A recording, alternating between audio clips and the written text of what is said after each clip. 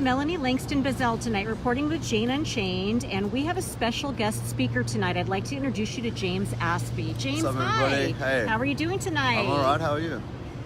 So James is an amazing person. He has given speeches all over the world and is a huge advocate for animal rights. And you can check out his videos on YouTube. James, would you mind telling us a little bit about yourself for our viewers? Yeah, I'm somebody who grew up not really understanding who animals were, so I didn't really like them. I didn't think their lives had any value, and therefore I thought it was pointless to give any consideration to their feelings, their emotions, their lives in general. I ate meat every single day for my whole life. I didn't feel bad about it at all. I watched footage of animals being slaughtered. I still felt no shame, all because I felt you need to eat animals to survive and be healthy. When I learned finally that you can actually live and thrive on a vegan diet, in fact live longer and reduce your chances of developing many diseases, basically just live a much healthier life, then I questioned, well, if we don't need to kill animals to survive and thrive, what do we do it for? And when I realized that there's no justification in the violence that's any better than because we like how they taste, I realized I was totally out of alignment with the person I was striving to be, which is a compassionate, respectful, loving, basically just a non-violent person. I don't think it's okay to go and stab somebody to death. So why is it okay for me to pay somebody to stab somebody to death? Whether that somebody is a human or a dog or a pig or a horse or a chicken or a fish, if I don't need to stab somebody to death for food, then I shouldn't stab somebody to death for food. So I started being vegetarian and felt really good, and I learned then that there's at least as much violence and suffering and killing in the dairy and egg industry, and in fact every single industry that exploits animals for food, clothing, entertainment and medical testing. So that's when I realized that those crazy vegans were actually right all along, and there's nothing crazy or extreme about being vegan. It just means to live as far as practically possible without causing harm to others, which should be the core value and the baseline default of any good society. Gandhi said, you can judge a nation's moral progress by the way they treat their animals. Every single nation in the world has slaughterhouses where innocent, defenseless, feeling, emotional, beautiful beings go into a slaughterhouse alive and come out chopped up into pieces, which would mean, by Gandhi's definition, there's not a single moral nation on this planet. So when you learn that you can live and thrive and be vegan, and we don't need to still get food the way that we did when we were cavemen by beating someone over the head and stabbing them in the throat, chopping their body up and consuming their corpses, and we can get all the nutrients we need from a plant-based diet, it only makes sense in a civilization like ours, which prides ourselves on creating better conditions for everyone, including other species, that we all adopt veganism as the moral baseline. And we have this ethic of compassion for all beings, not just other humans, not just humans and dogs and dolphins. For everyone, it doesn't make sense to continue this needless violence and killing when there's another path available.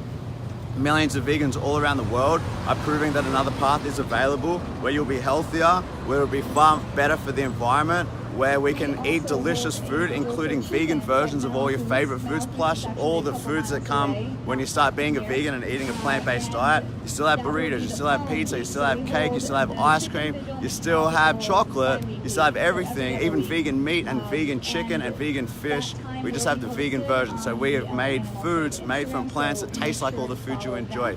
Usually it's at the same supermarket you already shop at. Generally, to be vegan, you just do that at the supermarket, and instead of getting cow's milk, you get soy, rice, almond or coconut milk.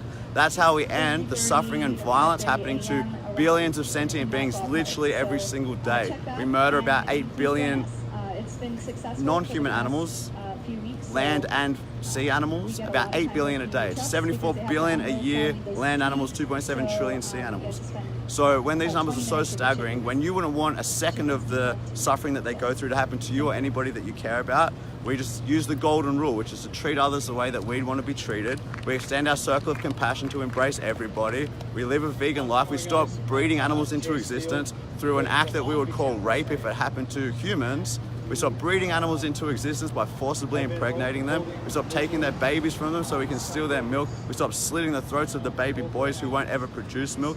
And we stop this circle of violence and death simply by doing what vegans are already doing. It is so easy, it is so healthy, it is so delicious. There is every reason to do it and absolutely no reason to do it. All you gotta do is get started. It doesn't mean that you're gonna go vegan straight away. A lot of people go vegan overnight. I understand that some people feel like, oh, this seems like a big task, I don't know how to do it.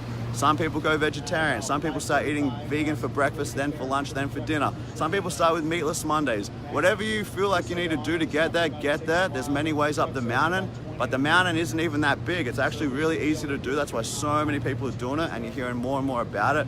Get started, start walking. Usually one step is followed by more steps, and keep walking until you get there. Veganism is the goal. It's not this extreme thing. It's the least we should do. Anything less than being vegan is causing deliberate, totally unnecessary, extreme suffering and violence to the most innocent and vulnerable beings of our planet. And we can all do it right now, so we all should do it ASAP so we can end this animal holocaust that has been going on for longer than anyone can even remember, and will continue to go unless the consumers, us, stop creating a demand for these products. Thank you, James. I really appreciate your time, and thank you for coming to tonight's vigil. No worries, my Thank pleasure. you for words of wisdom. I just did have one follow-up question. Sure. Though. Can you tap into what it feels like to be there with the animals, the pigs right now, and look into their eyes? Can you tap into what that feels like? Well, I mean, I think if anybody here or anywhere really, felt what it actually means, what's happening to these animals, like, it's very hard for us to truly relate because none of us have been lined up awaiting our execution.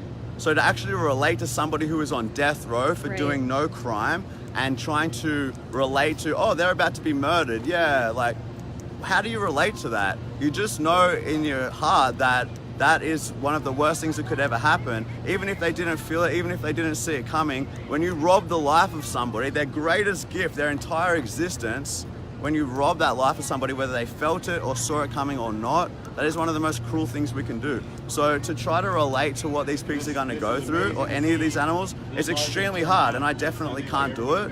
I can just try to put myself in their situation and know that, oh my God, if that was me, I would be desperate for people fighting for me. And why the hell isn't everyone just buying friggin' soy milk? Like, it's Right. not hard. Right. You know what I'm saying? But Right. just what is wrong with everybody out there? And it's not that everybody's like bad people, it's that we've been taught that this is natural and normal and necessary. And we need cow's milk for calcium, even though none of us are baby cows and none of us are babies either.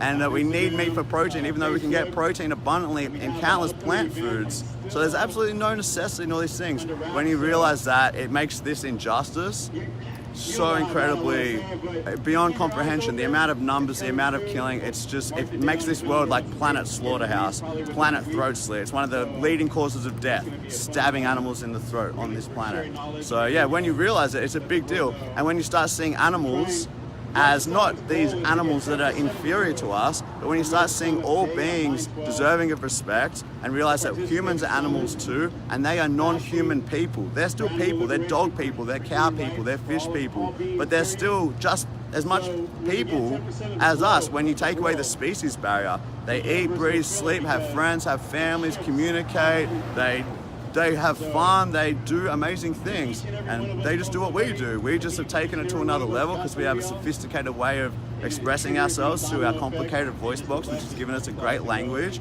and that's how we've built and built and built and done cool things. But if you just put a human animal in the jungle somewhere and expect them to start popping out iPhones, that's not what's going to happen. It's because of decades and decades and generations of us communicating it. Aside from that, we're all fundamentally the same. And so when you see these animals as just like you, then that's how you start to relate to them, when you see them as non-human people, as individuals just like other humans are.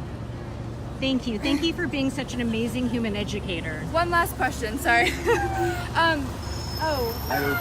there's a truck It coming, looks so like we're gonna... we've got a truck coming, so thank you, James, you so for much. being here with us. And